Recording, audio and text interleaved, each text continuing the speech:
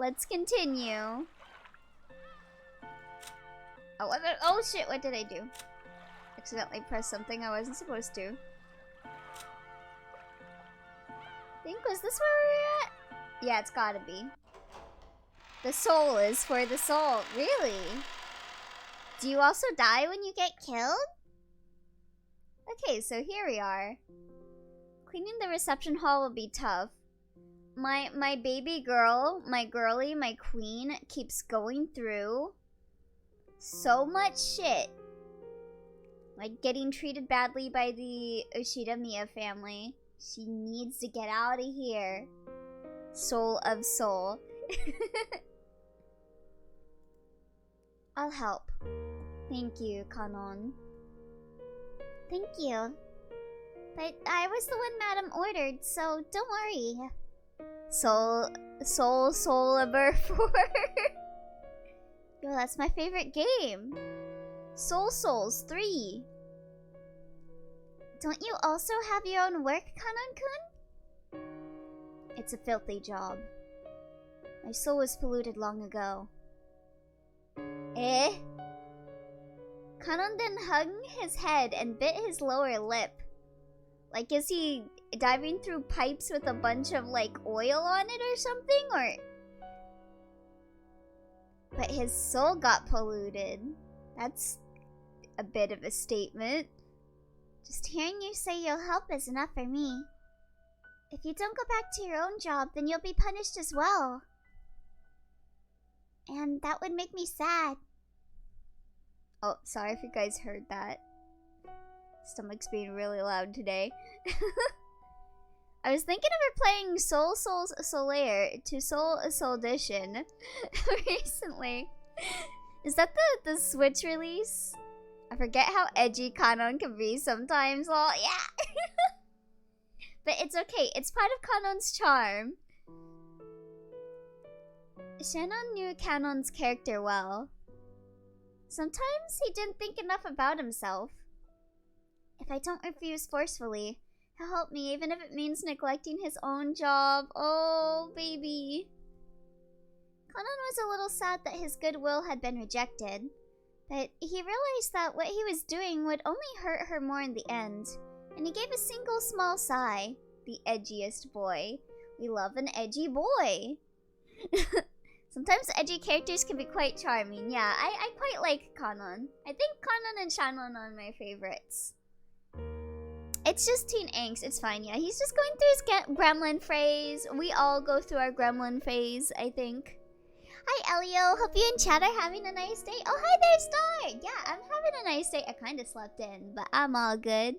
There's ugh edgy, and then there's haha, look at this bean edgy. Yeah, this is haha, look at this bean edgy. You just can't hate Kanon.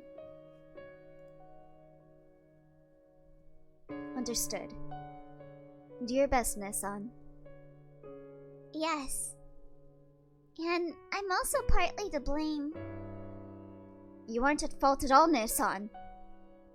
No, I am. So go now. Aww. Kanon-kun's face showed that he still hadn't completely accepted it, but without being any more obstinate, he disappeared. Oh wait, I think we're playing on original today. Yeah, we were playing with new images last time. Even though Kanon-kun came to give me words of comfort when I was down, even so, I was rejected again because it wasn't him. Oh, honey, you can get better. You can get better. You can do better than him. He has a lot on his plate to be angsty about. I'd be edgy too. That in itself was a sin. I mean, honestly, just child labor itself is probably enough to get any child edgy. I would be depressed if I had to do child labor at 14. It went far beyond any dream the likes of me could be permitted to see. I don't know my place. Shannon, who had neglected breakfast, already felt her concentration begin to waver. But if she didn't finish up cleaning the reception hall, she wouldn't receive Natsuhi's permission to eat. Bro, who needs permission to eat? What kind of house is this? That cruel Natsuhi had surely told the kitchen something to that effect. No, this family sounded like my family. I have to respectfully receive Madam's punishment. That's right. My position in the world is furniture, and I've been intoxicated by a dream that's beyond me. Natsuhi, be real. Yeah, you gotta feed your employees. Like, come on. Oh my god. I finished cleaning the hallway and went to the reception hall. Maybe my hunger made my nose more sensitive. Natsuhi is so strict she probably wouldn't allow Kanon to blast out Linkin Park and My Chemical Romance in his room to cope. Boo! What the fuck? Let him listen to I Write Sins Not Tragedies in his room. I could sense a delicious aroma wafting from the kitchen, even though it was far away, and my empty stomach was encouraged even more. Until I finished up here, I wouldn't get any soup. I just had to resolve myself to doing it. Yeah, are you sure you're being employed? Are you sure this is like a job? If you're not getting fed? Like basic human rights? Several portraits were hung in the reception hall. Take some ibuprofen and feed Shannon, right? One of those portraits was thought to hold a special meaning amongst the servants.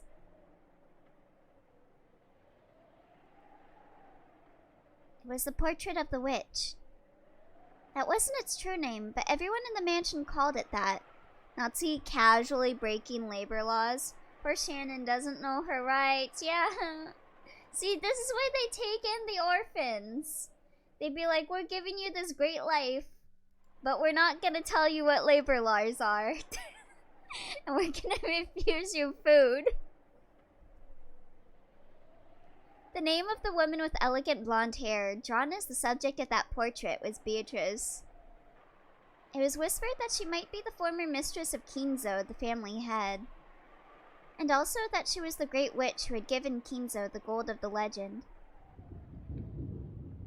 The witch, Beatrice, master of the night on Okanjima.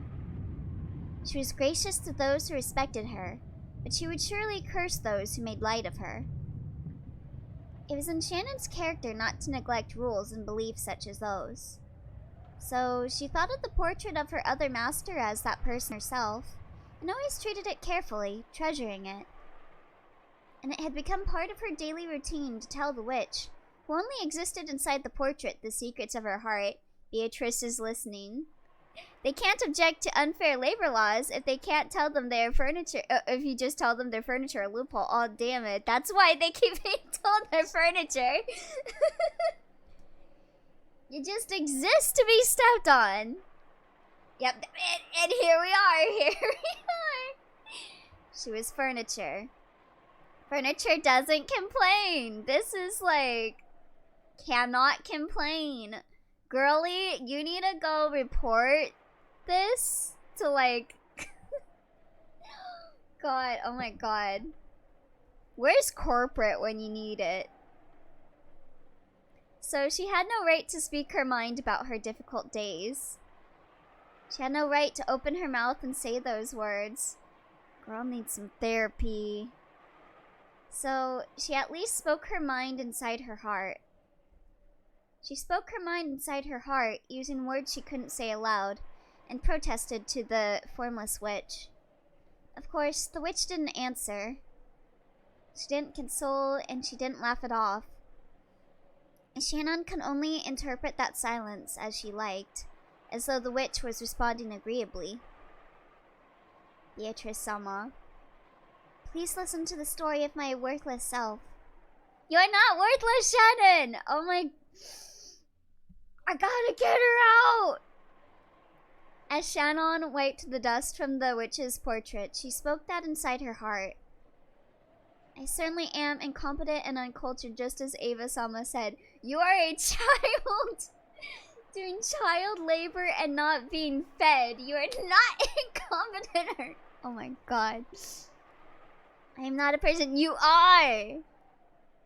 So maybe I have no right to love. I gotta get her out. In that case, why was I given a heart that can know love? Maybe because you are a person and that you do have right to love. At that point, Shannon held back her tears for a moment. The sound of the rain, which had started falling, along with the chill air in the reception hall, made her feel as though her shabbiness had increased another level. Real furniture doesn't have anything like a heart. So they don't have to love people, right? So they don't feel pain. If I'm just another piece of furniture, why do I have a heart? You're not another piece of furniture, Shannon! Shannon, my poor girl. She goes through so much. I really hope she gets a happy ending. She needs a W. If it's gonna be this painful and this harsh, I wish I was never given a heart like this. Oh? I see. So, a heart was given to furniture. It would seem that even that man is capable of some quite amusing things every now and then. Following along as someone who already finished the game, though, it's sure interesting to see just how much the narration likes to squeeze in fragments of the truth in between. Beato sure is sly. Ooh. So, this quote is making me think. A heart was given to furniture. That man is capable of some amusing things every now and then. So, like, is Shannon, like, created through witchcraft or something? Because my first thought of that man, especially if it's Beato saying this, that would be Kinzo.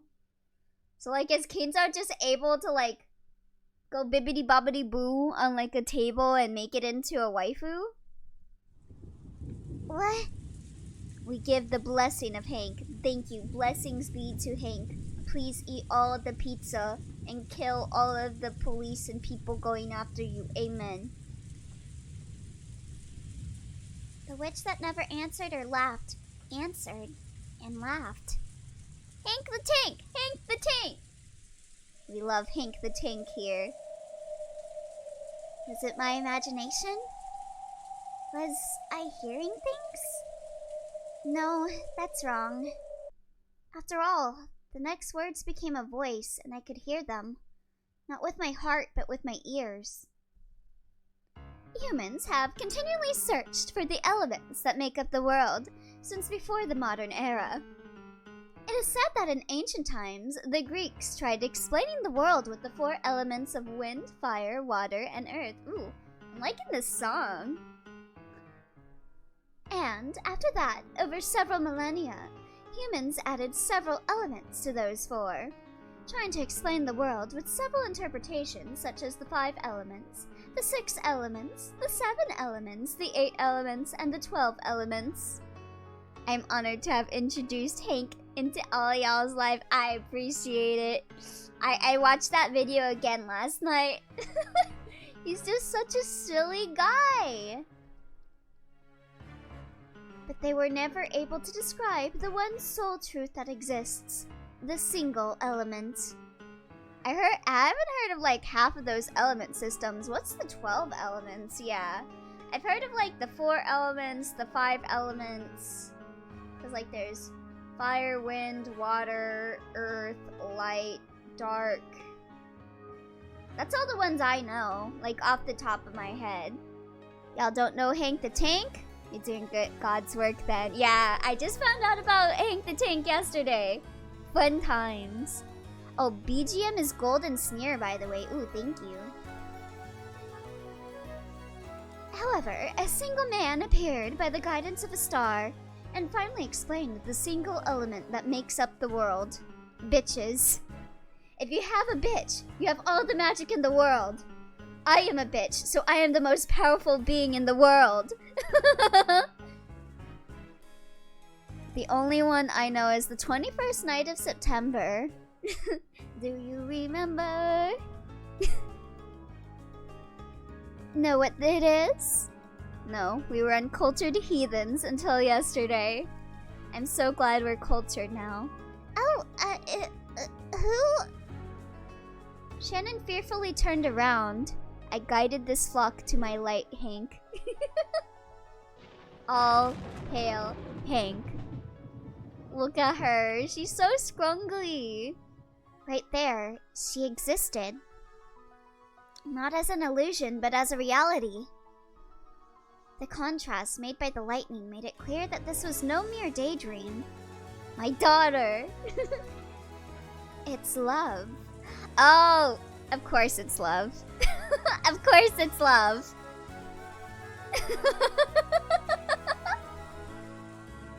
The witch of the portrait elegantly held a golden pipe to her mouth and giggled.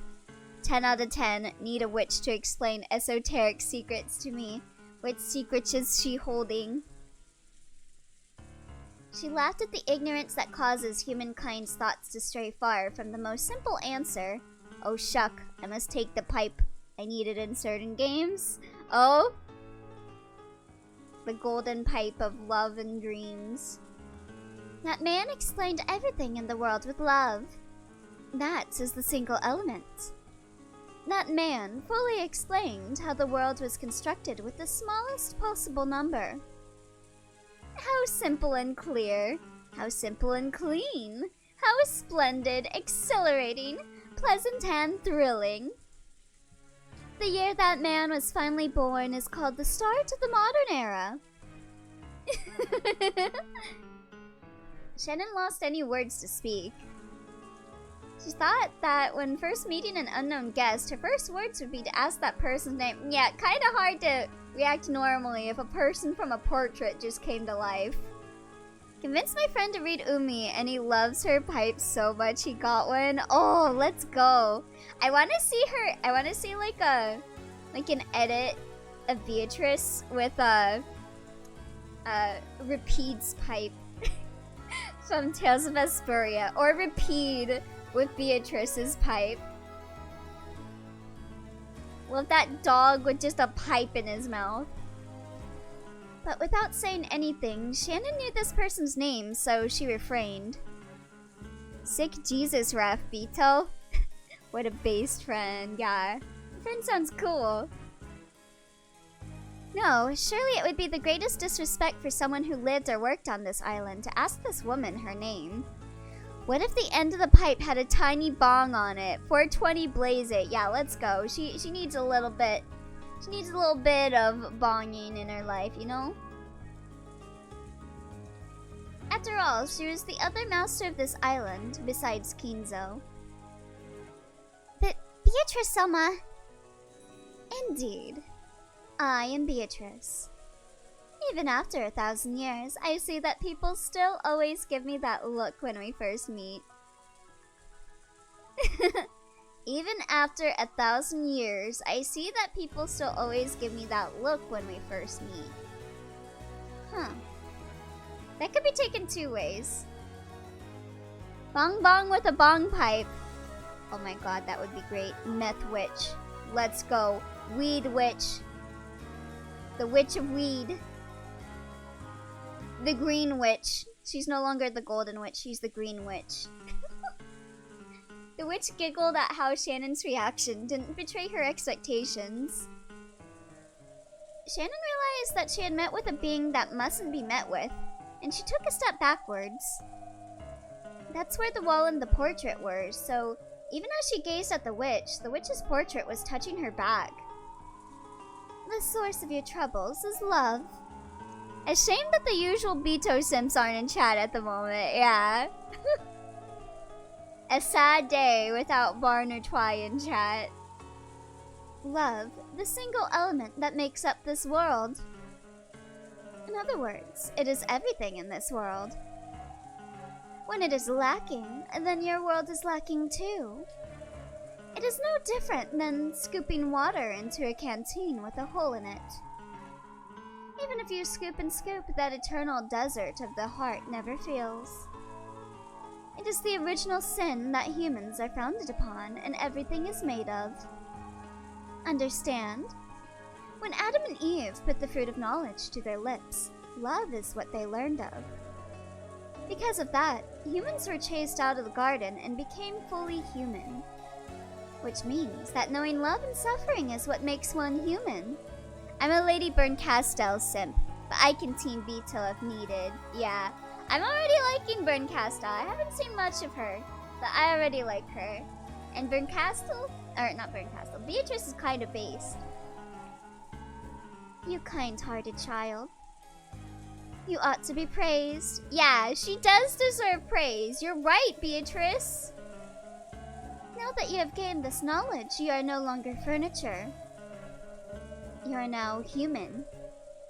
I recognize that with all the authority of my name.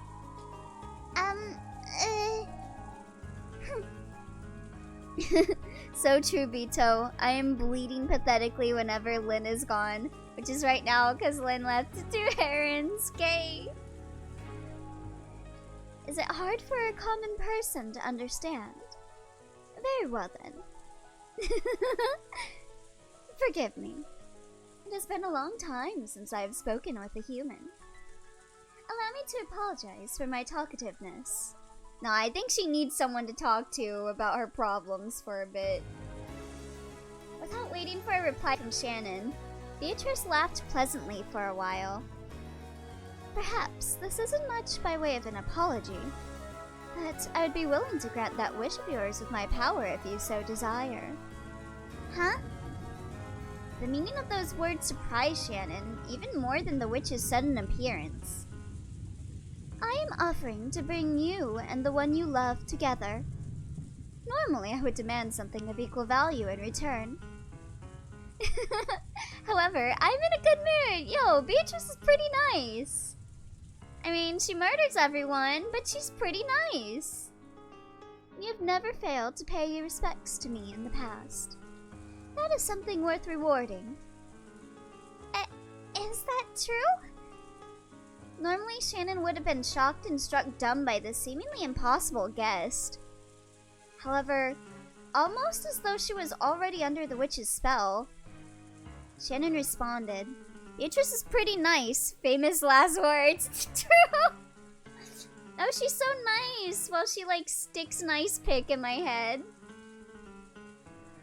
With my magic, it would be no trouble at all to arrange for you to be joined with the one you love in the Golden Land. I mean, she's so nice to invite everyone to her murder party. She's such a sweet and thoughtful daughter. Correct. You have such a nice daughter, Jackie. Yes, of course.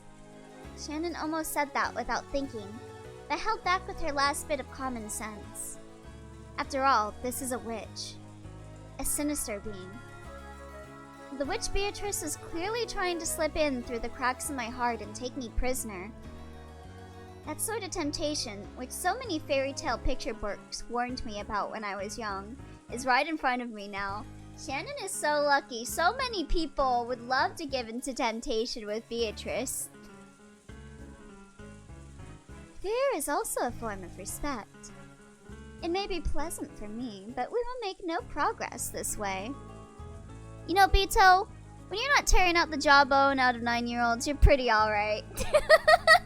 Ice pick lobotomy from Beato to make sure she's all I think about. How kind of her. I may not differ much from the image of a detestable witch that you hold in your mind.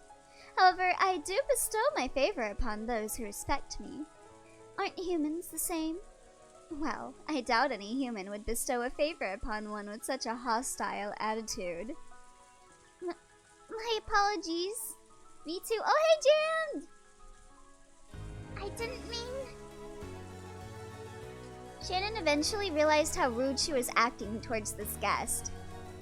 And she finally digested the words that had been spoken to her a short while ago.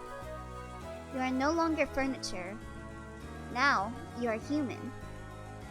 As she reflected upon those words, Shannon felt as though the witch understood all her worries. What was that, just now about a reward? I say that I can arrange for you to be joined with the man who has captured your heart. Think of it as a sign of my gratitude for your diligence in polishing my portrait every day after day. Calm yourself. I ask for nothing in return. Yeah, you'll just come and collect it later. I am generous. However, though I ask for nothing in return, I do have a quest. Ha! She's NTRing Elio. God damn it. Don't do this, bitch. I'm like stuck between she's nice and she's hooking her up with George of all people. Come on, Beatrice. You can hook her up with someone better. Look, here it comes. Part of Shannon's heart sent her a warning. This is what all those scary picture books she'd read when she was little had warned her about.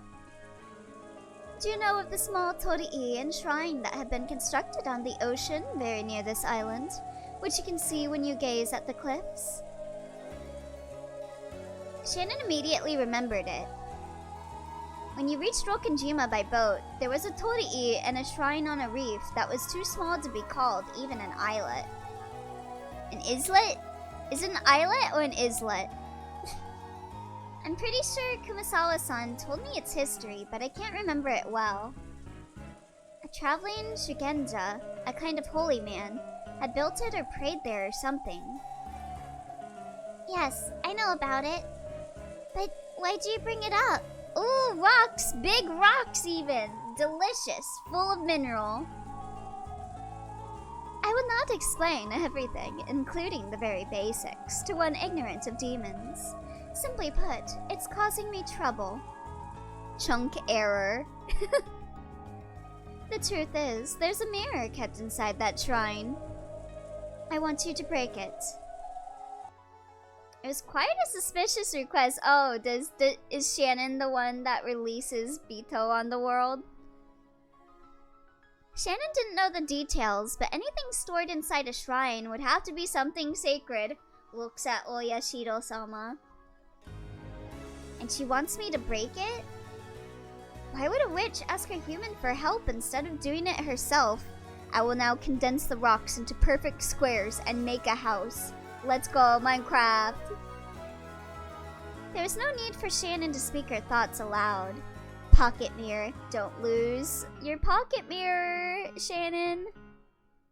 You mustn't lose it, understand? Beatrice responded to Shannon's reasonable doubt before Shannon could give her an answer. The magical power of that mirror opposes my own. I cannot explain it well with human words. For example, let us speak of the differences between utensils. That mirror is a fork, and my power is soup. Yo, I wish I had magical soup. You cannot drink soup with a fork, correct? I mean, you can get a little bit. You can have a little bit on the fork, I guess. Beato is gonna kill everyone on this island in Minecraft. Creeper, aw man. If only the resistance of that mirror were gone, I could produce a spoon ideal for drinking soup. After that, I could drink soup as I pleased, and even dig my way out of a rocky prison. I could even gouge someone's eye out with it. Man, a soup is such a multi-use tool. Was that not the phrase? Also, now that I'm thinking of Pocket Mirror, Beatrice and Lizette would totally be, like, besties, right? I could see them getting along. My eye, please. I don't know what you're talking about. If my poor education is to blame, I apologize. It comes down to this. If you take action and break that annoying mirror for me, I shall grant your wish as a reward. I am in quite a good mood today. You may even change your wish and receive all the gold I bestowed upon Kinzo if you so desire. Spoon supremacy, let's go. What about sporks? What if we had a spork? Probably. I refuse. What? What kind of expression is that? Look at her. She looks like such a splingle. Now I'll have that part of the song stuff pop into my cranium daily. Damn, it's that easy. Yo, that is a good wish, yeah. Like, you could probably buy love with gold, honestly. When she heard Shannon's words, Beatrice realized for the first time that her expectations had been betrayed. Oh, Shannon, you dumb fuck. If you have a reason, tell me. If there has been some misunderstanding, I shall resolve it. I don't really understand the reason. But up until now, this island has been at peace and nothing bad has happened. The best wish would be a delicious muffin. Yo, I could really go for a muffin right now. Like a poppy seed muffin. Oh god, my tummy's gonna growl again.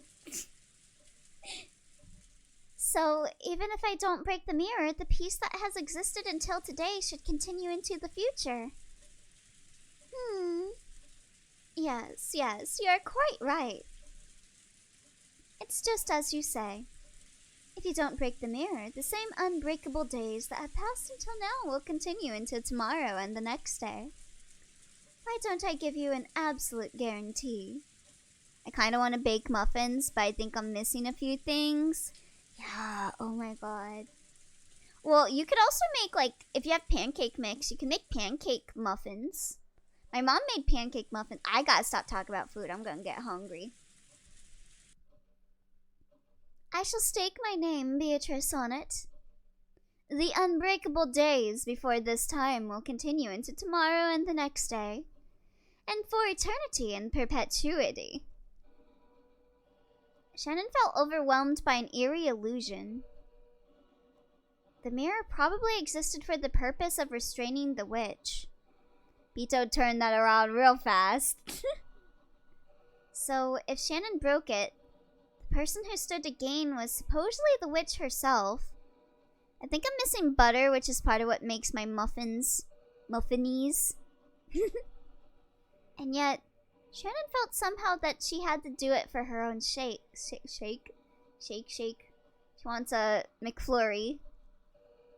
It felt like some premise had been switched around. I will do nothing but grant you a chance to bring your feelings to fruition.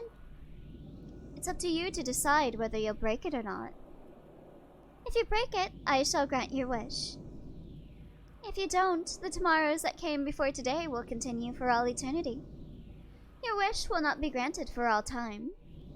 Do you understand? Just do regular pancakes. I don't know, pancake muffins are pretty good. If you guys haven't tried it before, especially if you have it with like chocolate chips. Oh, that's some good stuff.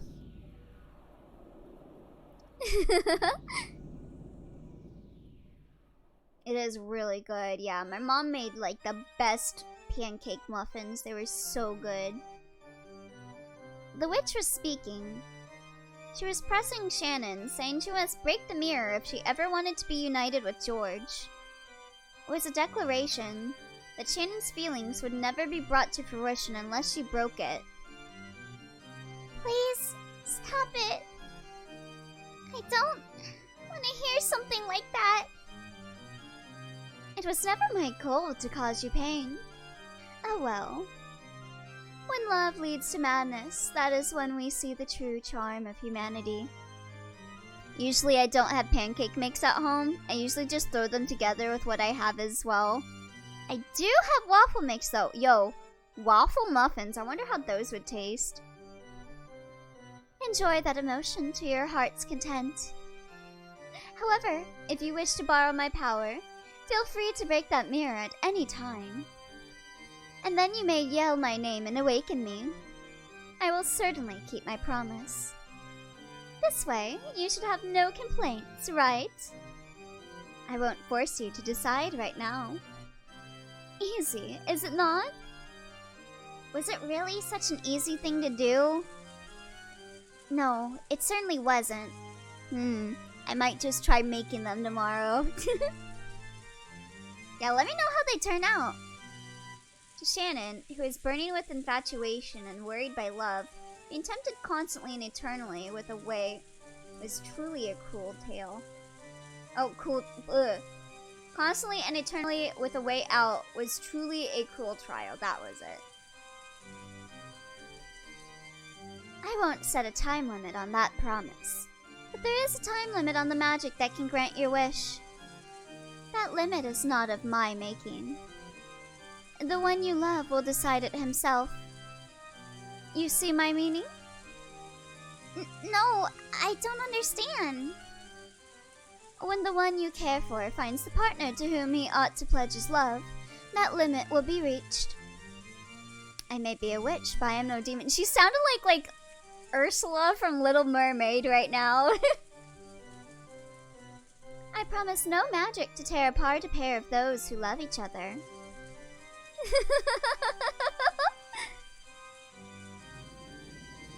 The one you love will soon be attending a marriage meeting, yes?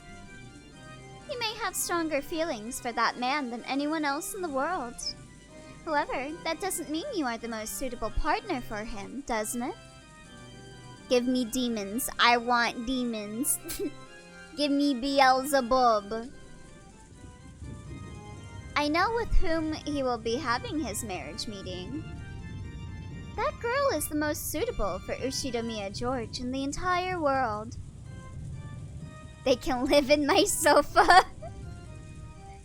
She came from a good school, achieved good grades, and possesses both composure and thoughtfulness. She is more beautiful than you, wiser than you, more suitable than you.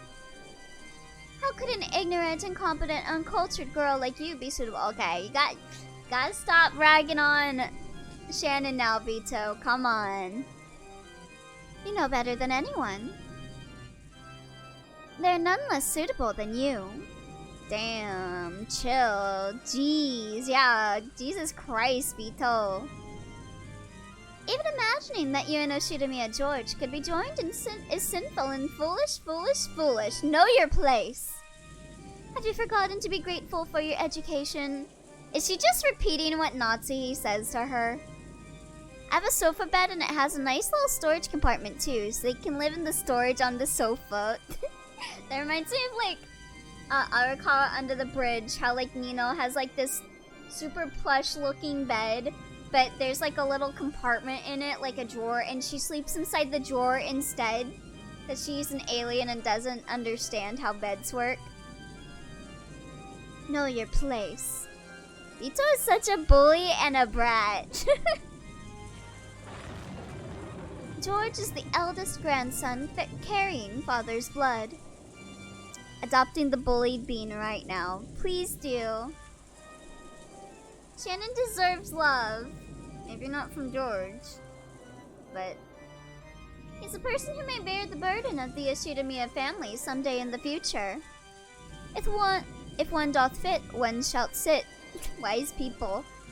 Oh, if on doth fit, one shall sit.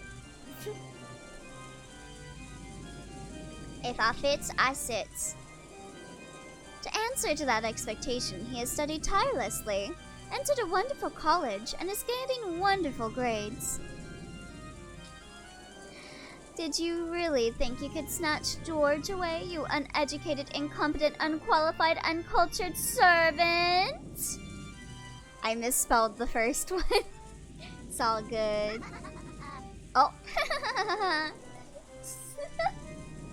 love that little laugh. Stop it! Don't bully Shannon! She asked for no pickle!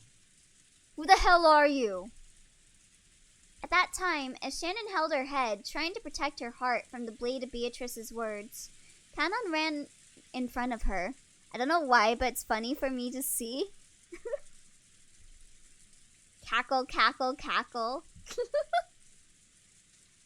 Canon didn't care who this woman was. Damn, what do you mean? If this was an enemy tormenting Shannon, whom he loved and respected as a sister, nothing else mattered. Canon-kun, stay back! This person is... Cackle, cackle, cackle.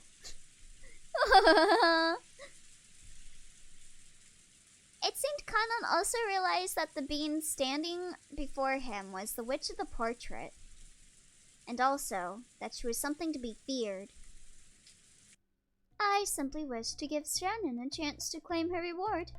Wait.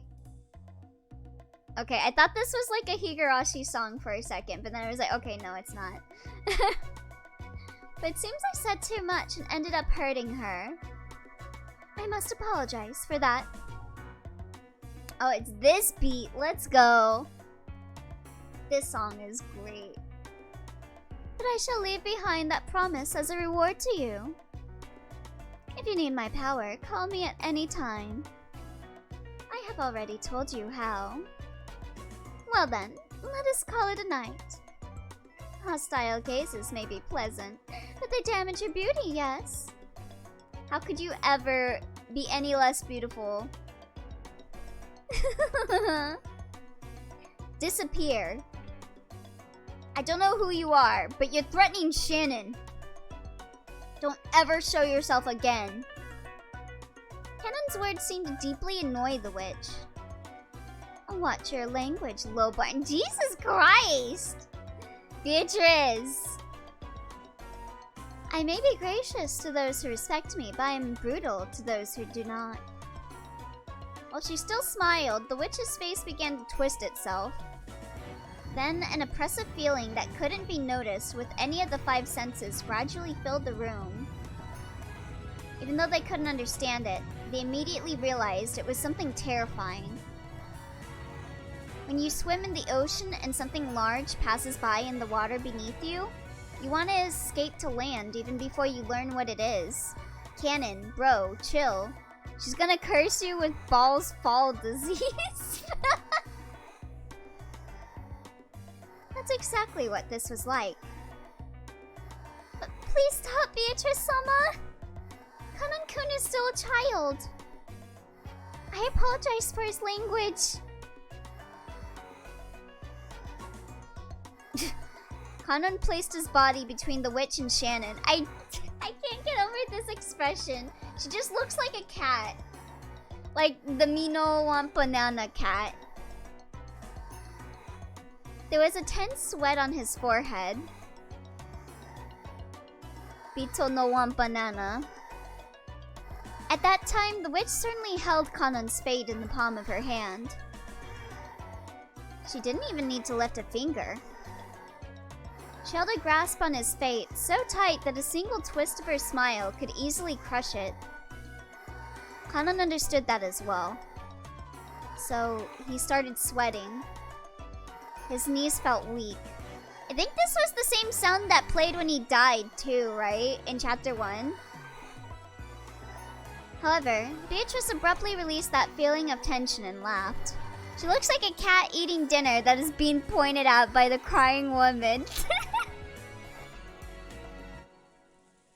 When they don't want you to grant their wishes. Very well. If you ask, I will forgive you just this once. Kanon, is it? In deference to her, I shall forgive you tonight and send you off. You ought to thank me. Well then, let us call it a night. In parting, I shall leave you with a small souvenir. Hold out the palm of your left hands, you two. And Beatrice grinned broadly and snapped her fingers. Their left hands stretched out in front of them against their will, and their palms opened. There was a strange sensation, as though only their left hands now belonged to someone else. It felt like only their left hands had become puppets, which were being pulled by strings hanging down from the ceiling. Huh. So their hands are able to be controlled by Beatrice? What are you trying to do? She giving us Kit Kats? I hope so. Cannon resisted, but he couldn't retract his hand of his own free will. I wonder if maybe some of the murders in chapter 1 was because of this thing. Don't struggle. It will be over soon. When Beatrice held her pipe aloft, a gold-colored sparkling dust came out of the smoke and hovered in the air.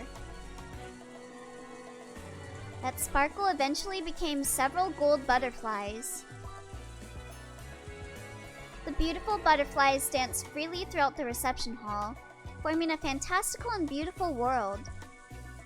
And two of those butterflies alighted on the palms of Shannon and Cannon's hands. Huh? Ouch! There was a sharp pain as though they had been burned, and this is her magic suppressed, yeah.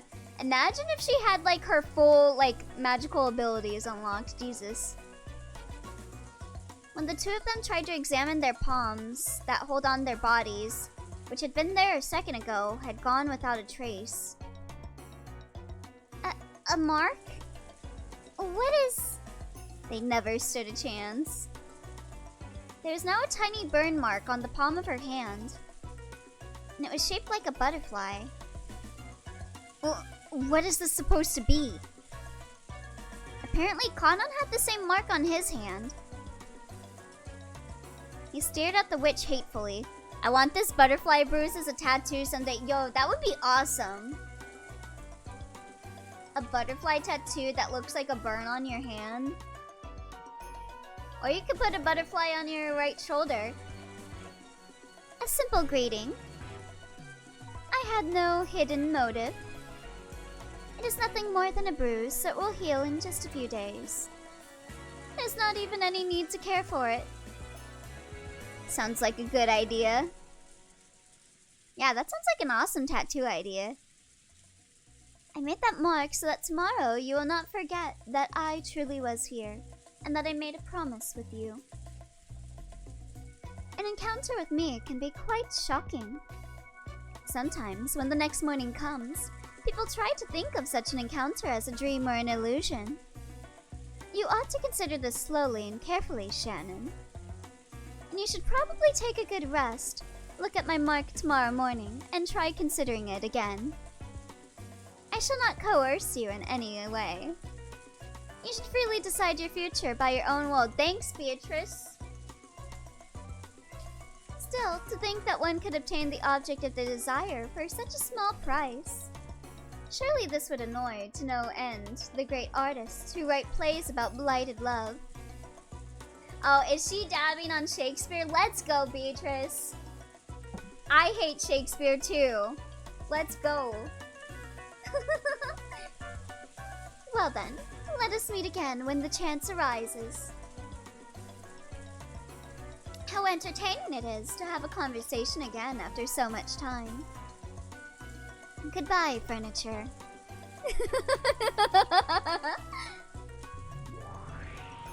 There she goes with her particle effects.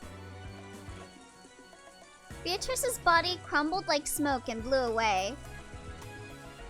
It was golden smoke. No, a cloud of gold butterflies. They scattered in all directions inside the reception hall, leaving a golden splash before disappearing into thin air. Tee-hee.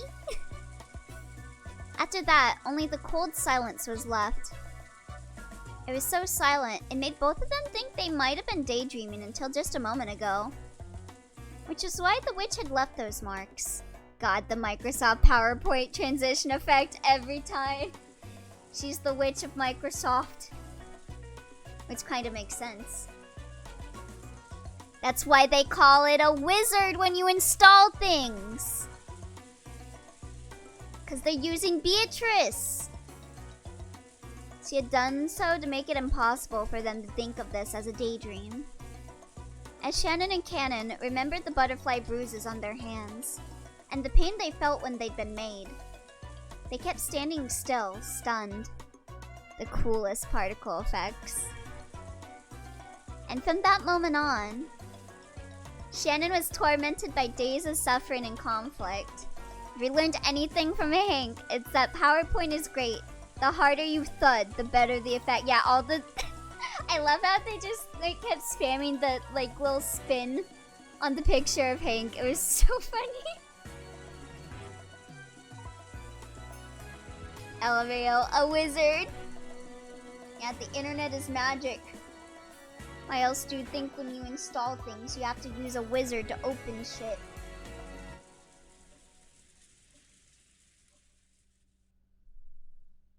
It all makes sense. Beatrice is in our computers. What? What do you mean separate rooms? So wait, you and George Nissan stayed in different rooms on purpose? Yes, oh my god, Did Jessica set them up to go to like a hotel? Girl, can you not? Is it really so strange? Jessica's cheeks had been stuffed with a chocolate-coated Shinsuko biscuit that Shannon had brought as a present from Okinawa. Can I use the wizard joke in a meme sometime? Yeah, go right ahead. Feel free.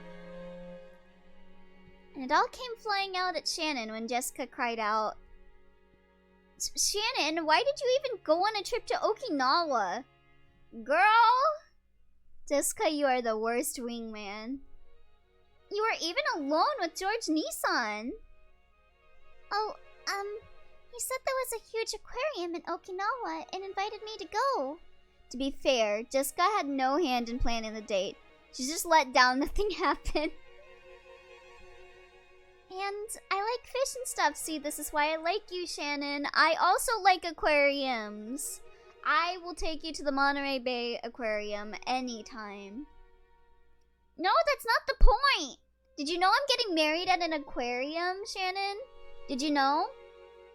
You're invited. We're gonna throw sand at people at the bouquet toss, so be careful. No, that's not the point. We're talking about a healthy guy and girl going on an overnight trip, right? Yeah, a 16-year-old and 23-year-old. And you're saying there weren't even any hugs and kisses? I'm glad there wasn't. And seriously, what's up with the guy and girl staying in different rooms? God, Jessica. As for kisses, no comment. But we did hug. Church-san's chest was warm. Yep, we're back to the present. That's not the point. Jessica is the rom-com reader that's mad it takes 100 chapters to get a development. Oh, jeez. Why do couples like this exist? Maybe not every couple wants to do the dingle-dongle, Jessica. Also, it's a little bit illegal considering their ages. Jessica chill. Well, actually, I think it's legal, but still, that's like, ugh. Ah, jeez. I said, think of the 1980s. Japanese laws are like that. Hug? How very dirty. How lewd. I can't take it anymore! From Shannon's point of view, it was an incredibly happy trip for various reasons. But it looked like Jessica found their place to be pretty irritating. So it's nervously, because Lynn and I have only hugged. To be fair, we're both ace AF, but yeah, same. I don't think I'd ever do anything more than hug. So I'm ace AF.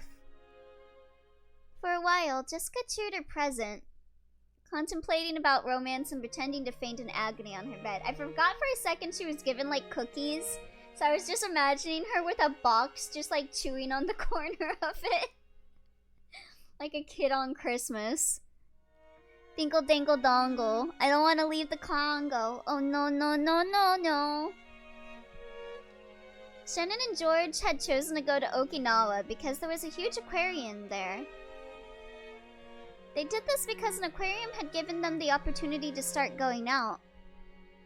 Since their relationship had started at an aquarium, having their first overnight trip also be to an aquarium must have had some commemorative value.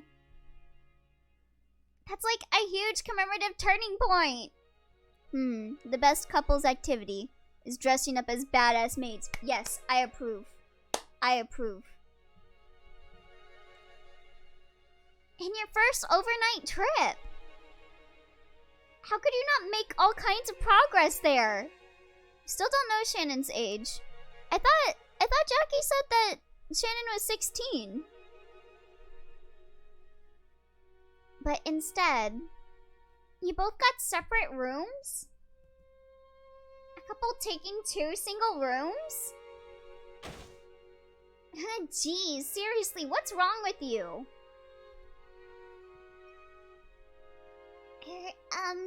But we're both unmarried. George-san always showing restraint is good manners for a couple. Yeah, he better show restraint. Otherwise, I'm reporting him to the feds.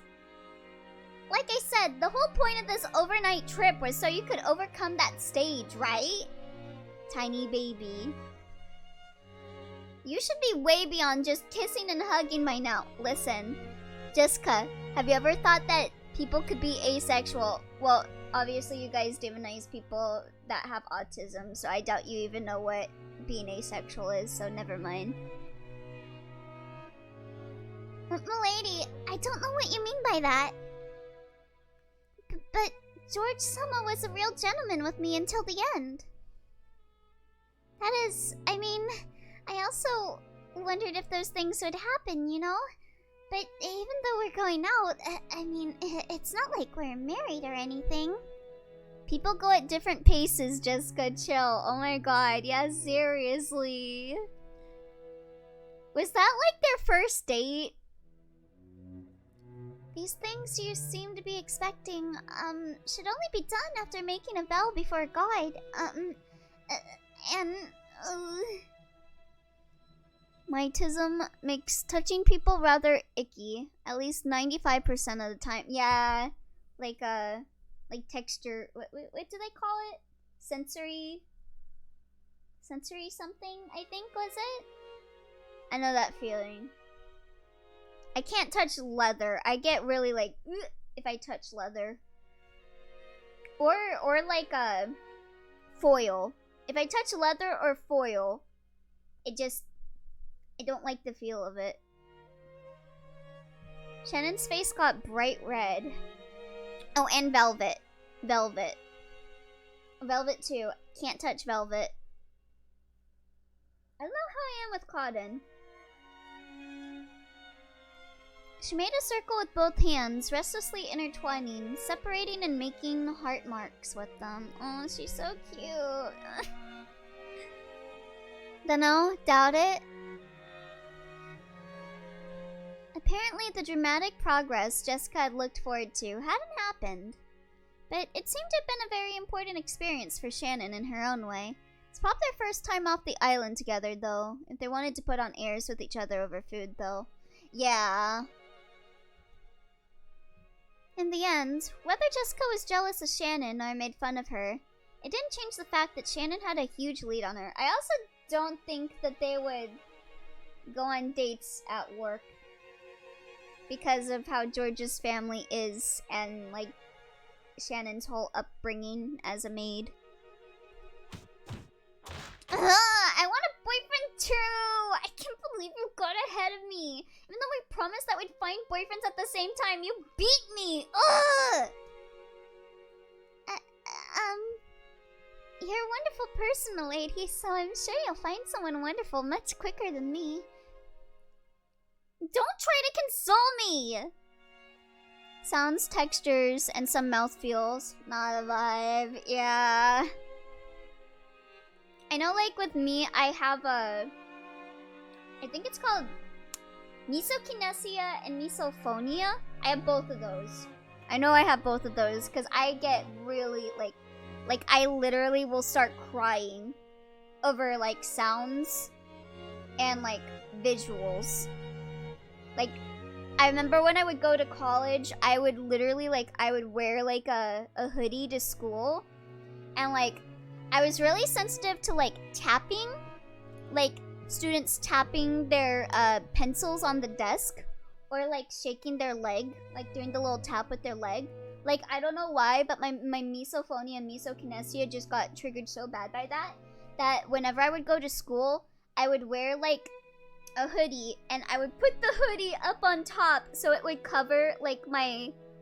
what do they call it? Like, the area around the outside of your eye that you're, like, not focusing on, but you can see. So that it could cover, like, some students. And I would, like, sit in a corner. So that I wouldn't be too near... Like, like, if I was in the middle, like, it would be, like, all around. But if it was just in a corner, it would just be, like, one side I could, like, cut off by, like, putting my hand in front of me. Yeah, peripheral vision, yeah. My entire spine curls if I hear chewing noises, especially chewing gum into a microphone noises. Ah, yeah. Yeah, for me, it's tapping. I don't know why. Just tapping just drives me insane. And I will literally cry. I remember one time it was so bad in school that, like, I got, like, really angry. And I think I, like someone asked me a question and I responded, like shouting. And, like, I had to, like, tune myself down. Shannon, you traitor! Get out! Shut up!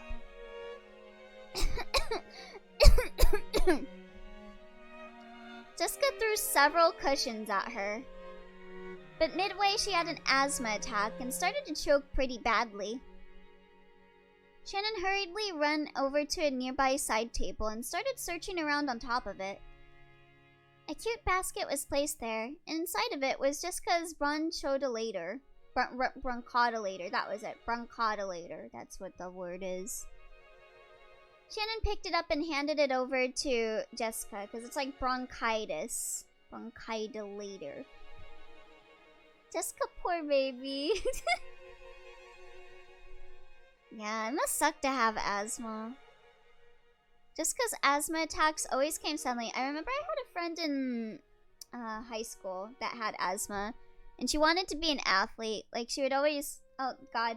She had, like, both asthma and she had this one condition where if she bled, like, it would just keep bleeding. I forgot what the term was, but, like, she had to be very careful to not, like, to, like, not trip or, like, at any point or bleed because she had some condition that would just make it continue bleeding. And she had asthma. But, like, she really enjoyed running and she really, like, enjoyed, like, riding on horses and stuff. And she wanted to be an athlete. So, it sucks that she has that. I can't stand styrofoam. The sound it makes crushes my soul.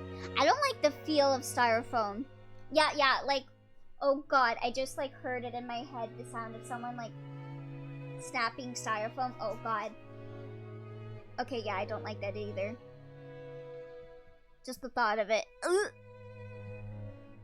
Because of that, she always needed to carry this medicine around. My mom and sister have asthma, so this stuff always hits hard for me. Oh. She breathed in the medicine and, after a while, managed to overcome her choking as her asthma finally settled down. Shannon thought this a good chance to leave and tried to exit the room after bowing courteously. As she did, one more small cushion came flying and hit Shannon on the head. She noticed that Jessica was on the verge of crying, half of her face buried in her last and favorite cushion. That face was red and meek. Milady? Shannon, be honest with me. Is my hairdo and stuff weird? No. What are you saying? Two styrofoam rubbing against each other is the worst for me. Ugh! I think your hair is very beautiful. Then, are my eyes strange or maybe my nose? Nose is drawn for the most part just like every other 07 character. Or is it the way I talk after all? Is that why I can't get a boyfriend? Of course not. Milady, you are wonderful enough as you are. But like, I get this though. I get this though. People around this age are like really like obsessed with the idea of dating someone. So like, when you're not dating someone, you're just like, what is wrong with me? So I get this with Jessica. I get this.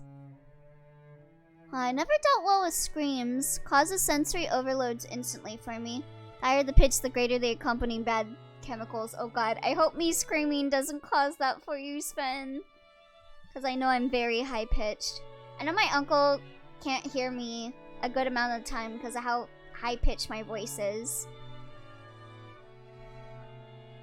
And I think your charm will keep on increasing more and more from now on. But I'm the only one who can't find a boyfriend. I'm fortunate, at least, that my brother only had a minor case of asthma. He hasn't needed the medicine he used to wear to filter air into his mask in a long time. Oh, that's good. Sako and Hina managed to get boyfriends, but only I can't. Lying. Well, I'm sure she's telling the truth. Shannon's sweet. Is it because I don't have any charm after all? You know, everyone says they'll bring their boyfriends to the cultural festival. And I was so sure I'd have a boyfriend before then, so I started bragging. There's no way I'll get a boyfriend. Yeah, that's kinda on you, Jessica. Not gonna lie. It's kinda on you. I know nothing about Umineko, but I'm relating so hard to the girl who can't get a boyfriend. Everyone knows a little bit how Jessica feels. I'm the only one. Before she realized it, Jessica was shedding huge tears. Now, there's a difference between hoo-hoo, hee-hee screaming and angry/upset screaming. Ah, okay. Well, I'm glad. Jessica didn't really feel like crying, and of course, she felt like supporting Shannon's progress and love as a friend. Yeah, I can't stand angry/upset screaming, yeah. However, as she had cheered Shannon on, her true feelings had suddenly got mixed in, and she couldn't help but shed tears. You know, this is a really weird mindset to think about. Like, a lot of young people are obsessed with the idea of having a partner, more to the point of fitting in or as a status stuff, or for the sake of it, rather than just because they want someone they care about and love. Yeah. It's probably because, like, especially, like, nowadays, you see so many media that is just, like, you need to have, like, a boyfriend or whatever. And you're like, oh, if I don't have a boyfriend or if I don't get married by this time, then I'm just useless. Because, like, and then family also is always like, oh, are you dating anyone? Are you getting married to anyone? Are you having kids? It's kind of like this social pressure. However, as she had cheered Shannon on, her true feelings had suddenly gotten mixed up, and she couldn't help but shed tears. Yeah, definitely an odd status thing, yeah. Shannon understood Jessica's innocent and easily injured heart. I never quite thought much about dating until the last few years, honestly.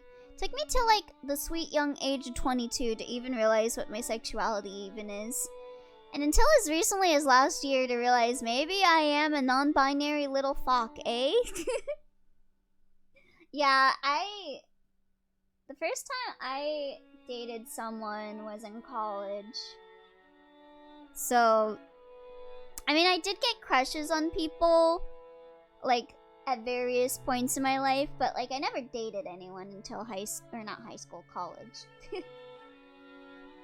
I don't know. I don't know. The rough style of speech Jessica usually used. Oh, hi there, Kusoge!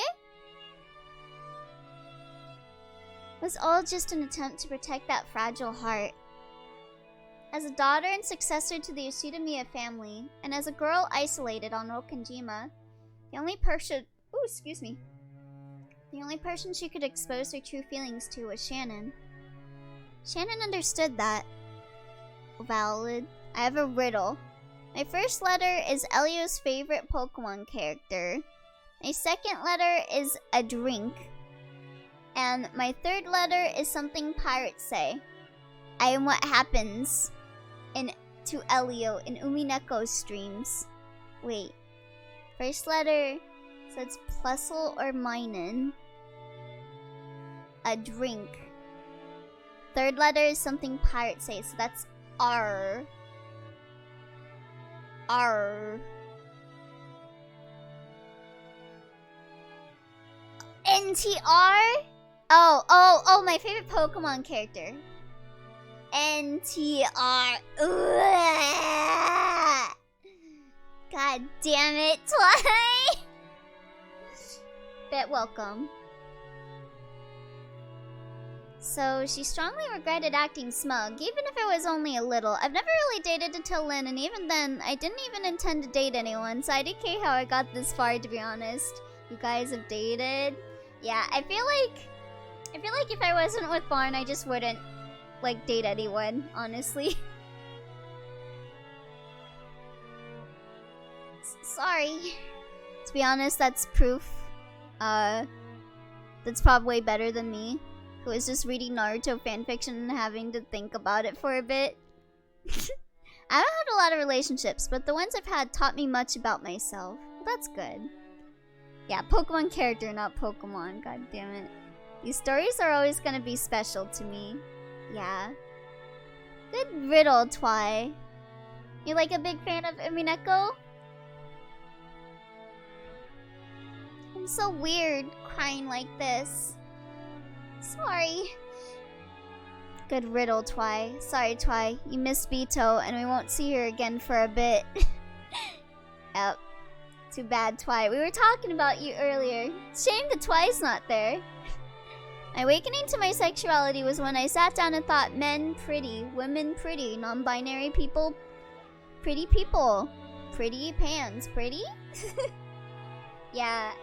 I feel like, even as a kid, like, okay, like, my very first thing that I consider as my first original, like, comic, because I don't count my Sailor Moon ripoff, and I don't count my stupid, like, Harry Potter Magical Girl ripoff, but, like, my very first original comic I made when I was in first grade were about two girls, and I was designated female at birth, and, like, just my whole life I was just like boys, like girls, like anything.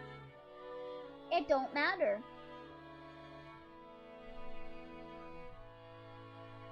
You're a wonderful person, milady. There's no way you won't find a wonderful man. Shannon, it's about time, right? What? You know what? That's karma for coming in and choosing violence. Yeah. What the hell, Twy? Me personally, I never had time to date since I worked for my family the moment I had 13 years, then depression kind of just hit. Now I just don't care. Yeah, understandable, honestly. If you don't go quickly, Genji-san and Mom will get mad. I'm just fine, so hurry up. Sorry for crying like this. I'm such a moron. Jessica faced away, acting as though she didn't really want to trouble Shannon. Waving her hand as though chasing Shannon away. Shannon took that as a sign that Jessica didn't want to be bothered anymore. Bowed her head and left the room. Having dated, never having dated, all valid. Sometimes it's okay to just love homies as homies too. It's nice to tell homies that you love them sometimes as well. Yeah, that's another thing I never got about relationships too, is how, like, a lot of people just are like I've seen, oh my god, my stomach just growled for like 5 seconds straight. Oh my god. That was so loud. Anyway. Like a lot of people like view like the degrees of love like as like tiers, but I think they can all be equal. Like, people view like the romantic love, like being in a relationship with someone, as like the tip top of a triangle. But I think friends and romance are kind of like the same level of love, me personally. Family love is on the bottom because I don't care about my family. Did Ellie, what did you eat? I did not. I have not eaten. Her expression was still a little meek, with tears in her eyes. But for the first time in a long time, she had a very, very quiet and honest conversation with her heart. I also want to fall in love.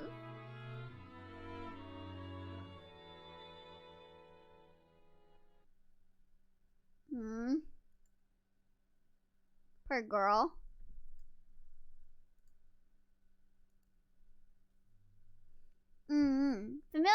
is kinda on the same as friends for me.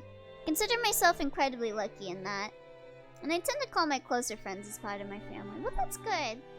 I honestly have not had the best upbringing. I have not seen my mom in 13 years now.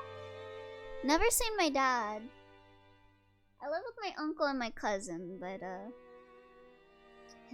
well, if you stick around long enough, you'll tend to hear about some of the stuff they do. I somewhat get why people put romantic love above platonic love, because I wouldn't love someone romantically if I didn't love them platonically. Yeah, that is true. I don't know, some people are like, friends are beneath, like, romantic love, and I'm like, bros before hoes. She turned around, thinking that if one of the family had come to visit, she must greet them. But what she saw was that witch. Sometimes you just gotta have the family you chose yourself, because chosen family is just as much family. Y'all really do be looking like my people, for real, for real. But Beatrice-sama, it's been quite some time. How are you? Has your relationship with the one you love progressed since last we met? Well, Beatrice is back. What I don't and will never Beatrice, thank you so much! As Beatrice sat on the rose arch, she happily blew on her pipe. Sitting in a place like that would crush the roses. It might have been dangerous if the arch fell over, but this was a witch after all. I'm finally getting good karma. The bong pipe. Showing concern for her safety was probably a waste of time. Yes. Thanks to you, it's going smoothly. Oh, so she broke the mirror? Oh, phew. Beato came sooner than I expected. I thought she'd come back after the school festival. Oh. Naturally, the effects of my magic are immediate. But does she even smoke butterflies? Love. Perhaps you feel your meeting was a predetermined fate. God, I wish I was those roses. Why? However, that is a mistake. Don't even think fate has anything to do with it. Magic. Wait, sorry, the rose arch. I would also blush like that, Shannon. I understand that. The witch was calling attention to something. Two things, actually. Why are Umi fans always such kind, cool people? Well, Umineko is based, so the people that like Umineko's gotta be based too. Oh my god.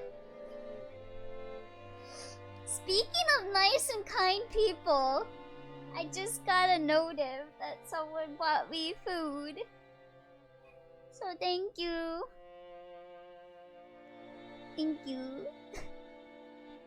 And it's the place that I wanted to try out, too. I'll get to see how it tastes. Ooh, thank you. Because without love, it cannot be seen. For real, for real. She smokes Battler's pain and misery. Anyway, what I was saying was that I don't and will never understand why some people don't want to be friends with people they have romantic feelings for. Like, I can understand I don't want to get too close to them, since I know I will not be able to date them, but I can't understand not being interested in being friends with the person at all. I agree. I've had a lot of friends, like, come and tell me that they had romantic feelings for me, and I've turned them down. Hell, the same thing happened with me and Barn. Like, Barn had confessed to me a couple of years back, and I said, no, I don't like you that way.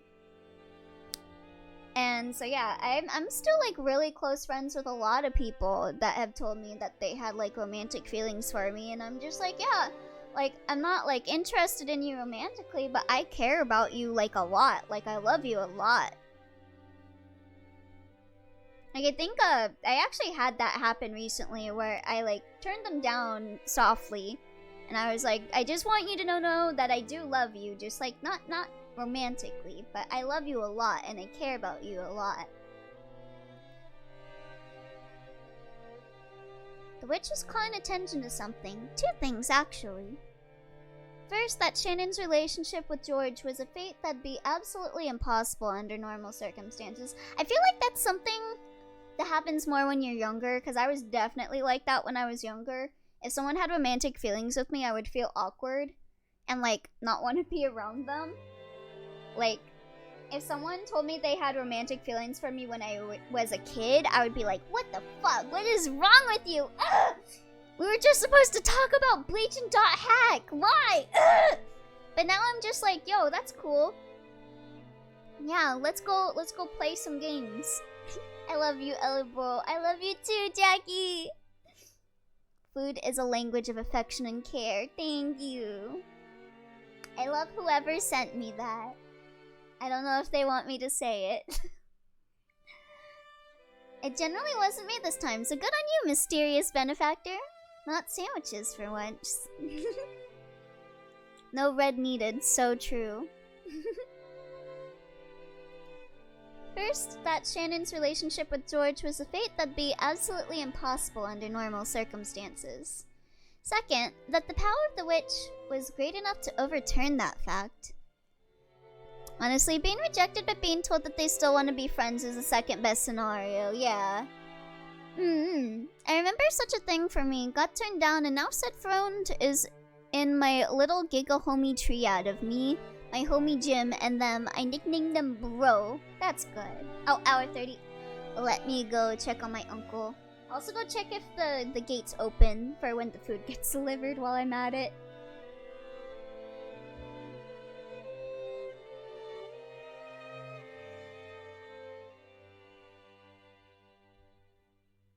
Almost fell while putting my shoes on.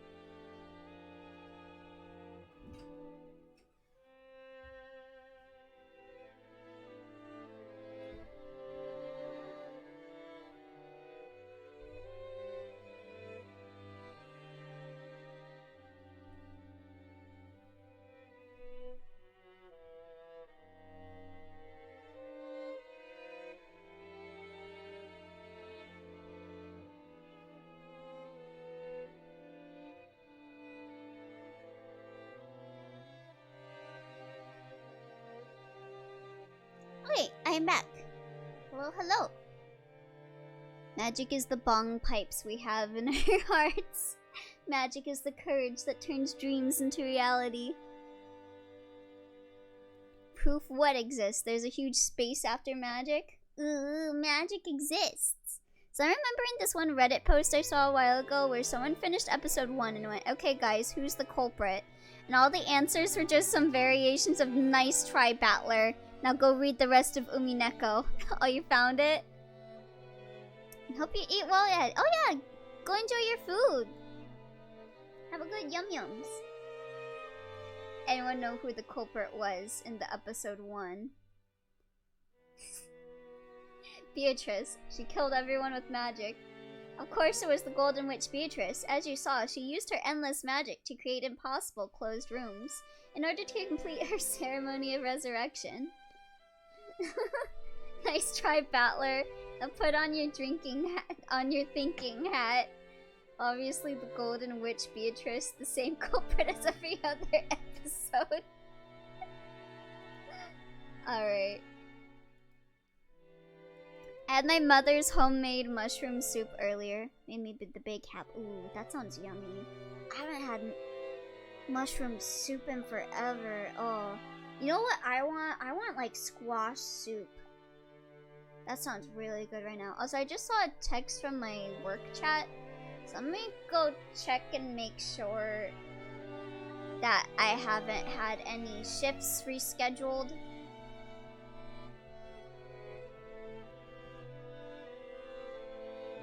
I'll go log into my whatever they call this. You guys got like websites you guys go onto for your work to like check your schedule and get training and stuff? Speaking of squash, you know what I want? I want Beatrice to squash me.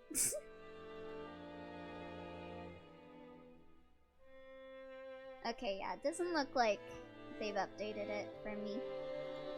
Okay, anyway, back to Umineko. Shannon had just gotten wrapped up in those sweet days and had started believing the illusion that all fate revolved around her. But she remembered the witch's words. Originally, her relationship with George had been impossible. No, it might be impossible in the future as well. Sorry, please forgive me. It's just like doctors.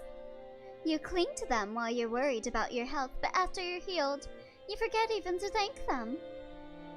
I've never been thanked as a witch, so I couldn't help acting a little rudely. Thank you for your magic, Beatrice. Forgive me. My schedule isn't posted up in that site. I just pick a god and pray that my coworker finished making the schedule during my shift so that I can look at it. That used to be me at the ice cream job.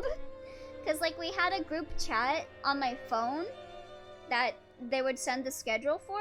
But when I switched phones, when one of my phones cracked, for some reason, when I got added to the group chat on this phone, I just would not see any messages. And so a lot of time on like my last shift of the week, I would just be like, oh, is the schedule out? Can I like go check it off with someone else? I want to cling to Beatrice. Oi, go hydrate. The gratitude I feel has never slipped my mind. It's thanks to your power that I was able to achieve happiness, Beatrice-sama.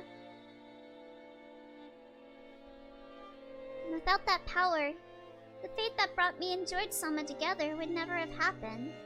So I need to take a test. Oh, did my phone get shut off?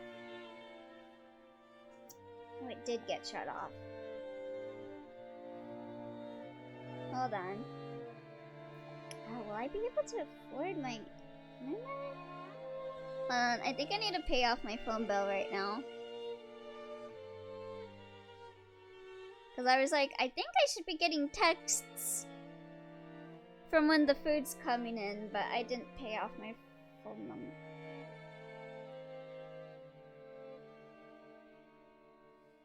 Yeah, I thought it was gonna get shut off tomorrow. I guess I was wrong.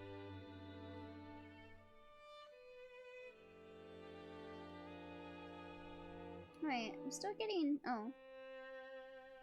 Oh.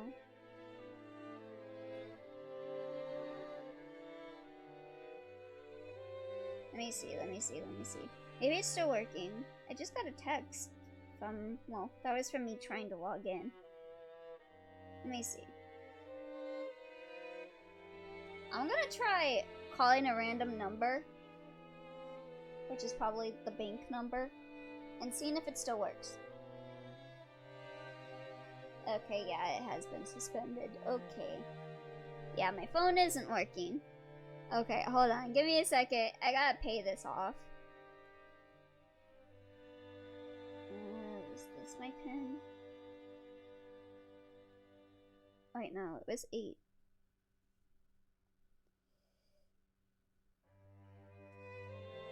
I think that was it.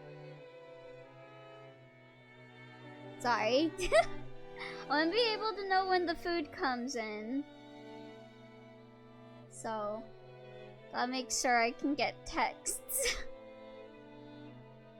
Yeah, do immediately. It's all good. Take your time. Yeah, thank you. Give me 1 sec. I'm gonna mute myself because I tend to mumble to myself when putting things in.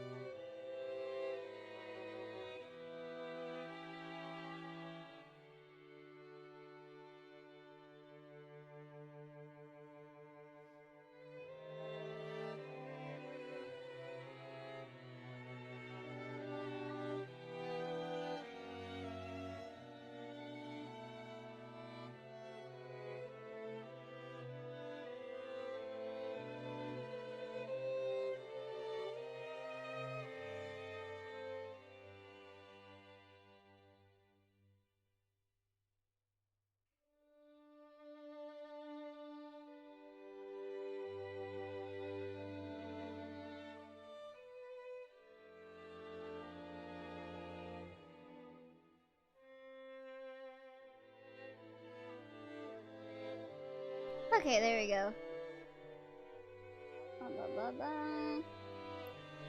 Cause whenever I like pay for things, I never let it remember my cards. I always have to put it in every time.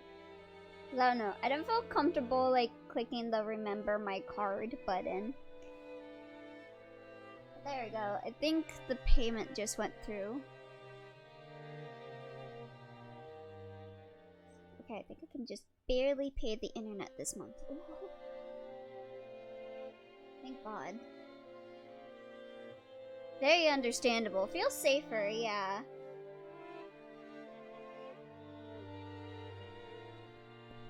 Okay. Anyway. Same for me, yeah. Don't think I have it saved anywhere. Oh, thank you for the hydrate.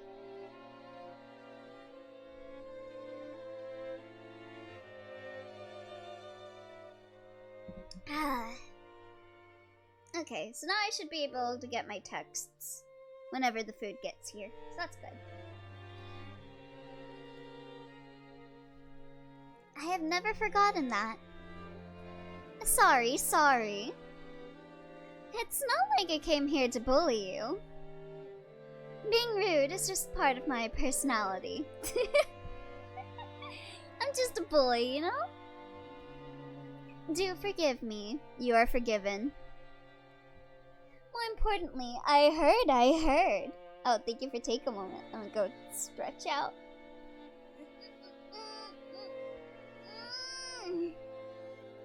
I really don't mind. It's not like I came here to bully you. I don't mind. I really don't mind. Yeah, you want to get bullied by her. So, you went on a trip alone with him? I imagine it must have been quite fun. Yes. It was very, fun. Shannon's face suddenly lit up. Oh, by the way, just to inform you twice, since you weren't here while she was talking with Beatrice. Beatrice told her that she would, grant her wish of, like, being with George if she broke her mirror. I'm not sure if she broke her mirror, but since she's talking to her now, I think she did break the mirror. The witch laughed lightly, as though amused by the speed of that transformation. And it sounds like the mirror is like the seal on her. So like she broke the seal on Beatrice. Please no bully me, I cry. Yeah, I can take both Sven and my bullies, personally. Already, the one you care for is more than the object of one-sided love. You are a pair of lovers now.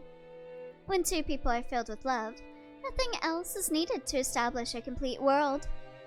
Damn it, I was gonna joke that Beato was a Scorpio, but she's Sagittarius. Well, it's not her mirror, but it's a mirror she wanted broken. Yeah. God damn it, Beato's a Sagittarius? Perhaps you could call that a wonderful ideal world. Is anyone in Umineko a Capricorn? I gotta know. Yeah, I figured out that she wished to be with George, but I forgot about the mirror thing. Yeah. Even witches would be jealous. Beatrice laughed pleasantly. Are Sagittariuses and Cancers compatible? Asking for a friend. I had a friend that was a Sagittarius and she had a crush on a Cancer, so I think so. That smile made her look as though she blessed the lovers' rendezvous from the bottom of her heart, without a trace of malice. Running off to the database. Yes, thank you. I mean... Clears throat. Oh, I see. You're so easy to read, Twi. After that day, Beatrice had shown herself before Shannon every once in a while. I still can't get over that time where me and Twi were like DMing and like me just knowing that Twi was gonna say she can be aggressive, she can threaten me anytime.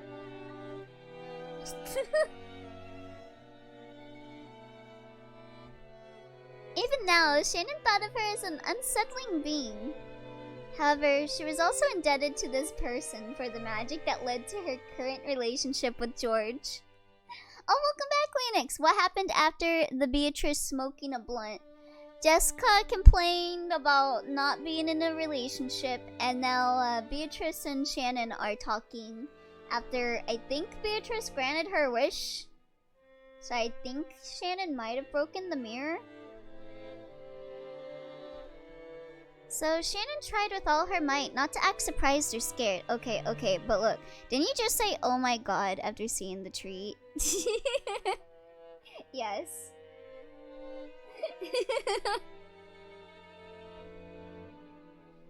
But that's right. Well, there's exactly one character who is a Sagittarius, but you won't see her for a while. Oh, are there no Capricorns? Got a whole ass cast and there's not a single Capricorn? Beatrice-sama. I brought some sweets as a souvenir from our trip. Oh, wait, I meant Capricorn. Damn it, there's only one Capricorn? This is Capricorn phobia. Only time we get good Capricorns is if people think, like, narratively it would be good to have them be born on Christmas. Or the 1st of January, and I'm sick of it. Would you, like to try some too? Oh? A souvenir from a witch? It seemed that even a witch who boasted of living for 1,000 years hadn't imagined that she'd receive a souvenir from a sweet lover's trip. Aw, that's sweet. I approve Capricorn phobia. Hey! As a Capricorn. A lot of people born in June. God, what's so crazy about June? When she saw that surprised expression, Shannon thought of this witch as a friend for the first time.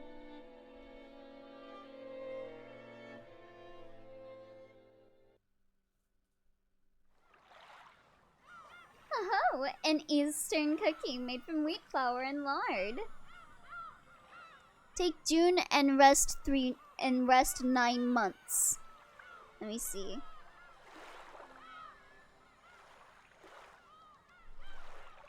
So in October, are a lot of people having sex in October? That doesn't say much. Yes, to be fair, they're all sisters, but I just find it funny they aren't even born on the same day. They're born after each other. Now, what happened in September? Oh, spooky sex. Oh, did I count wrong? God damn it. Wait, end of June or early June? I guess that does... June is the 6th month. What? Oh, that's a cute face. Hold on. What's this look like in the new images? Oh my god. So cute. So yeah, I think September. Okay. Lots of people having sex in September, I guess. What? What's so funny? Nothing. My apologies. This witch who surely held a terrifying power, Gap Moe, was chomping down on sweets one after another, making it sound like a squirrel stuffing walnuts into its mouth. I wish she would pout looking at me. Look at my cute daughter being pouty and eating cookies like a squirrel. That's so cute.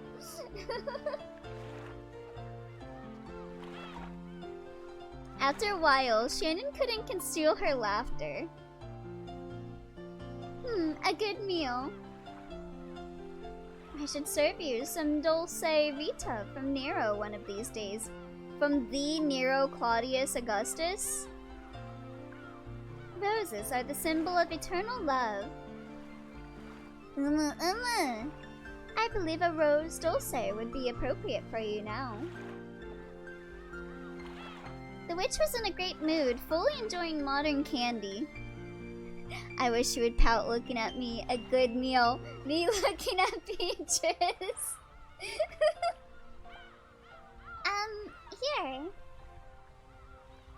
I truly am grateful.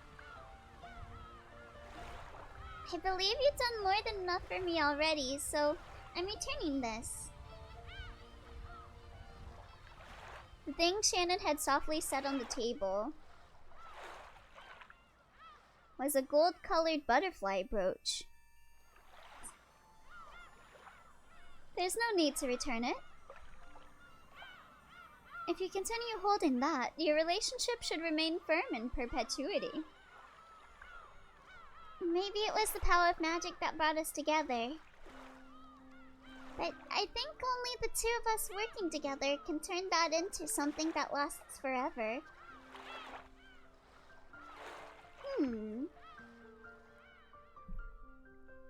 Love and roses are the same.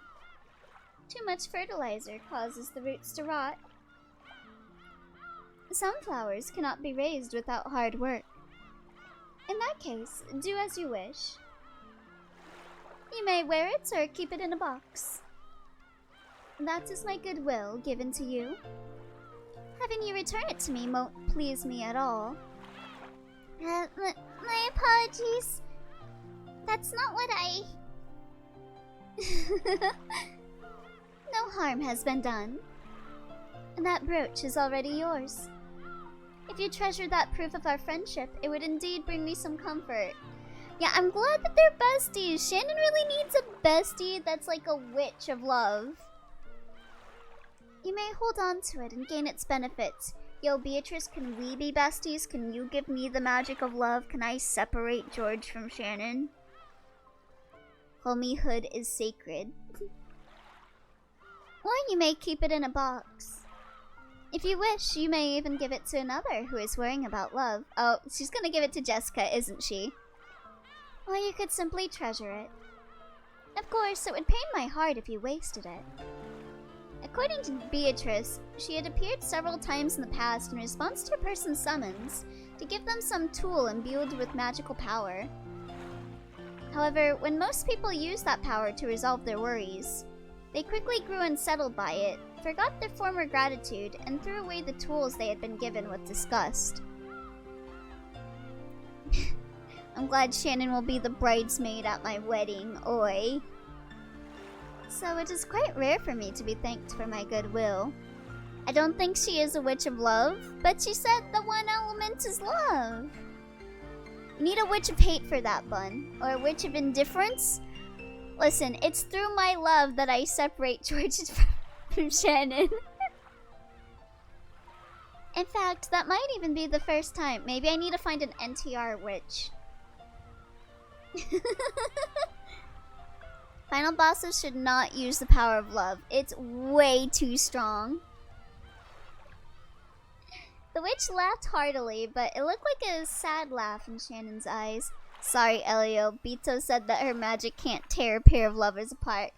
Damn it. Okay, where's the NTR witch? She herself had been like that in the past. No, maybe she was still like that now. She had appeared several times in response to a person's summon. Back it a bit. Maybe I need to find an NTR witch. The creator of School Days. Beatrice was definitely a witch with a strange and terrifying power. What if we had the witch of sick moves? We could have that maid that people draw on a skateboard. That one person on Twitter that always draws maids on skateboards. I think that could be a witch of sick moves. Most people probably wouldn't want to stick around her if they could help it. I heard a rumor that they're making like a maids on skateboards animation. Is that true? Because I need that. Surely, even those who had relied on that strange power sometimes felt fear rather than gratitude as a result. It must have deeply hurt the witch to have that happen over and over. Since the time she had started thinking that way, Shannon had tried to stop being frightened of Beatrice. What? That sounds sick as hell. Yeah, I'm not sure if it was like an anime, an animation, or like a Kickstarter, or what. But I heard something about the maids on skateboards. Reminds me of how I saw a mod for some recent game that replaces the character you play with Dr. Eggman from Sonic Adventure DX. Was that skating game that just came out? Cyber Rush Funk or whatever. This was surely something that had tormented the witch for over 1,000 years. Yeah, Bomb Rush Cyberfunk, yeah. Yeah, that one. It was sick watching Eggman skating around and spraying the graffiti. That game is so sick. Yeah, I need to play that game sometime. Maybe she really liked those sweets. Beatrice, who normally spoke abusively, praised the black tea that Shannon served her, and looked to be in remarkably high spirits. This is so cute. Bomb Rush is sick. It looks sick as fuck. Yeah, I want to play that at some point. Oh, you guys know what I'm thinking of playing next week? I'm thinking of playing Friday Night Funkin' next week. What would happen if I did that? After doing that for a while, the witch and the servant grew animated in their discussion of the trip with George. The things Shannon already knew about Beatrice were surprisingly few. First off, she was a ghost-like being who appeared in unexpected places at unexpected times. It seemed that not everyone could perceive that she was there. I think you would fail. Yeah, I'm pretty sure I'm gonna fail, but it'll be a grand old time. Apparently, everyone has something called a wavelength, and the ability to perceive witches varies greatly among different people. You got that white man beat on you. I mean, you're not wrong. Only Shannon and Canon could interact with her enough to exchange words like this. There were a few people who could sense her presence, but most people couldn't even feel that much. From what Beatrice said, Cross and his wife in particular had zero magical talent. And no matter how much she followed them around, they would never notice her. Once earlier, when Shannon messed up and Natsuhi got really mad at her, Beatrice had started playing around, hitting Natsuhi on the head with her pipe. You see, Natsuhi really doesn't notice a thing. But Shannon, watching that, had burst out laughing without thinking and had got scolded even more. This might be one of my favorite things I've read in a while. Then, what about the master? I wish I could feel Beatrice. I might need to hydrate. Yeah, you need to hydrate. That's really adorable. Yeah, I'm really liking this cutscene. They're just like cute. It's nice that Shannon kind of has someone that could get mad and like be there for her. The fact Beatrice got mad for Shannon's sake, yeah. It's really sweet. I hear he's been doing research in magic, so I'm sure he'll be able to notice you, Beatrice-sama. Kinzo is the same. He also has a pitiful lack of magical talent. It's the blood. I think she's being played with. I don't know. I wanna hope that Beatrice is just being nice to Shannon. I wanna hope she's not terrible and that she's being nice to Shannon out of some sort of thing in the bottom of her heart. He has so little talent that I pity him. As soon as they started talking about Kinzo, it felt like the atmosphere around Beatrice changed. She had spoken about Cross and the rest's lack of magic talent as though she looked down on them, but she spoke of Kinzo in a different way. I wish I could become Beatrice's furniture so Beatrice gets mad at me. Wait, no, that's not their relationship. Lucky. Anyone connected to the Yoshida Miya family would know about Kinzo's Legend of the Gold. According to that, Kinzo was given the gold after summoning the witch Beatrice. In other words, she must have had some kind of relationship with Kinzo. That was because he succeeded despite having not even a scrap of talent. Dude, she tore out half her face last time. But was it really her face? Actually, in fact, Shannon got less damage than most people. Yeah, maybe it's because Shannon, like, she cares a bit about Shannon and that's why she didn't get as badly brutalized as the other people. Like, she had to do it, sure, to, like, bring everyone to the Golden Land and stuff. And even then, if they went to the Golden Land, even then, if they got to the Golden Land, the only reason they're repeating this is because of Battler. If Battler believed in her, they would have gotten revived. She's a witch. Her morals are probably different. Really low bar. I'm defending Beatrice. I'm gonna save you from those accusations, Beatrice.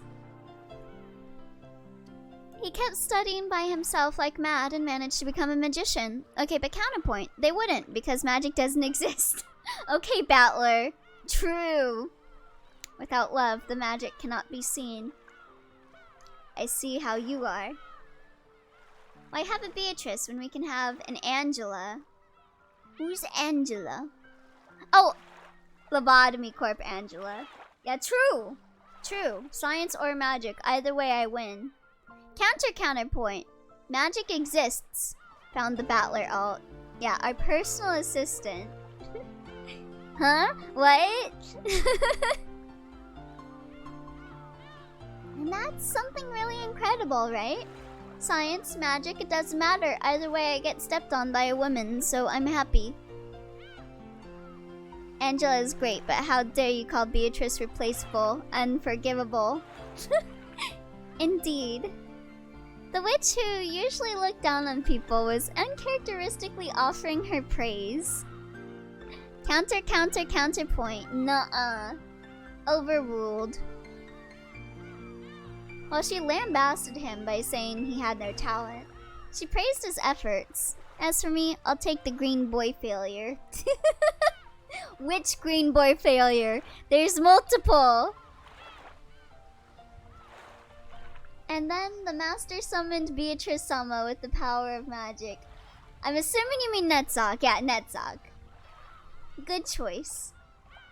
Indeed. Oh, what is that expression?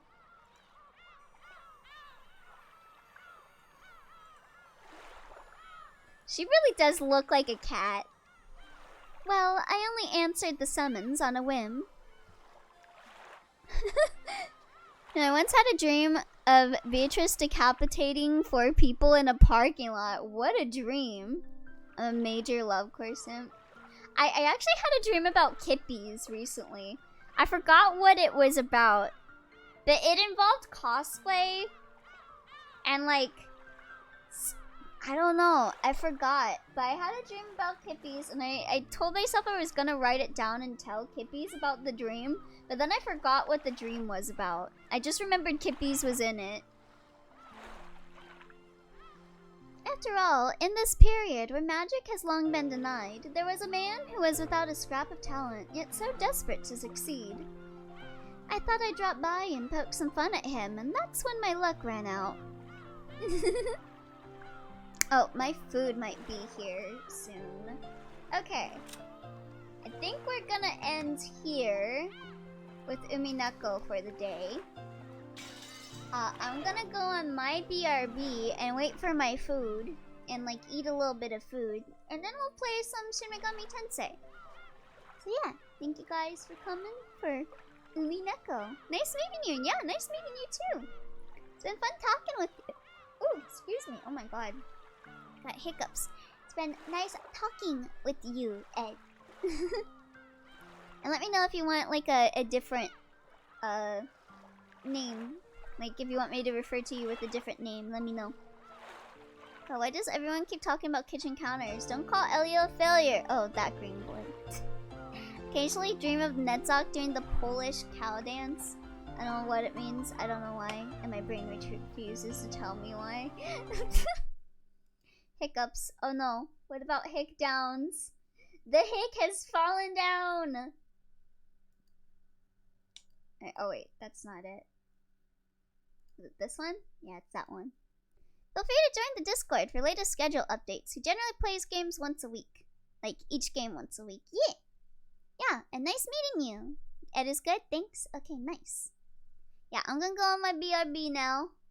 Wait for my food, and I'll see you guys in a bit with some Shin Megami Tensei Nocturne.